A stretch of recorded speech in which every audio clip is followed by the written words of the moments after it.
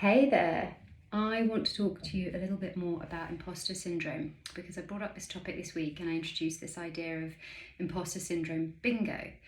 And I think it's helpful to look at it in this way because actually these things get bandied about so much at the moment. So we go, oh, I have imposter syndrome.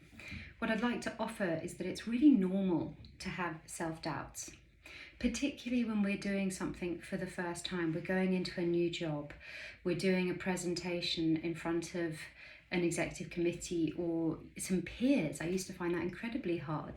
And we shouldn't just label it, I have imposter syndrome, because sometimes the danger is we make it bigger than it is. And so the first thing is it's very normal to experience self-doubt from time to time.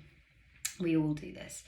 Now, imposter syndrome really comes in when you layer on things like not receiving your success, passing things off as luck or a fluke, and not actually believing that it was the work that you put in that delivered the result that you got. So someone says to you, oh, fantastic piece of work, and you deflect and you go, oh yeah, no, it was nothing really, or oh, it was because of so-and-so. You're doing yourself a disservice when you do that. I know we think it's good to be humble, but actually what you want to be able to do is say, oh, great, thank you, and take a moment to reflect, yeah, actually, I'm really proud of that. I did put a lot of work into it. So this idea of feeling like a fraud, and this is a big one, and I think that, I don't know when it comes in, and I'm sure there are various studies that can enlighten us, but the main thing with that is we need to be mindful of our thoughts and our inner dialogue, because the fastest way to start to loosen that idea of being a fraud is to get a handle on your inner dialogue. So if you have a healthy inner dialogue, this will be you are able to talk to yourself almost like having an inner coach, just going, okay, do you know what, Charlie, you left that a little bit last minute, you could have done that better. Next time, going to put the work in early, make sure that it's a bit more polished, okay? Versus the inner critic, which would come in and be like, I can't believe how bad that went. I'm never going to do this again. It was an absolute catastrophe. You are the worst at this. Everyone's going to see that.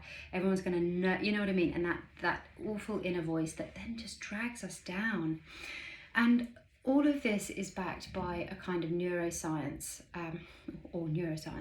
in terms of we can either be in our thinking brain, our rational, logical, the prefrontal cortex, which is up here in our brain. If this is the brain, the hand model again, I've shown this before, our prefrontal cortex is here. When we get triggered and we get into our emotional state, we have effectively flipped our lid and we are being driven by the limbic region of the brain, which is in charge of all of our emotions. It's our primal survival brain. And when we're being driven by this, we're getting very emotional. We're running with these thoughts that actually create a negative spiral, and we're pumping cortisol and cholesterol and other things, hormones, into our bodies. That's elevating our breathing, it's taking the blood away from our brains. So our periphery vision actually shrinks by 30% when we're in a stress state, and our productivity and everything drops as well. So we need to shift from that inner critic voice. We can do this through deep breathing and meditation, but there's many other practices, but breath work is essential.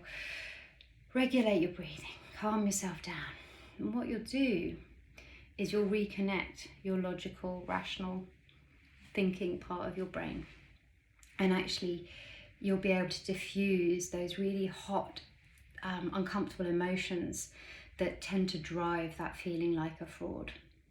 And it's really important that we actually do this work. And so there's lots of nice little techniques that we can use to help shift our imposter syndrome and to loosen it. But honestly, one of the most powerful ones is getting a handle on that nasty inner critic voice. So how can you shift from your inner critic to your inner coach? You can use that breathing technique that I've shared, but if you'd like some more tools, I do have 10 techniques to tame your inner critic, and I'm happy to share that with you. It's actually on the resources section of my website. Have a great day.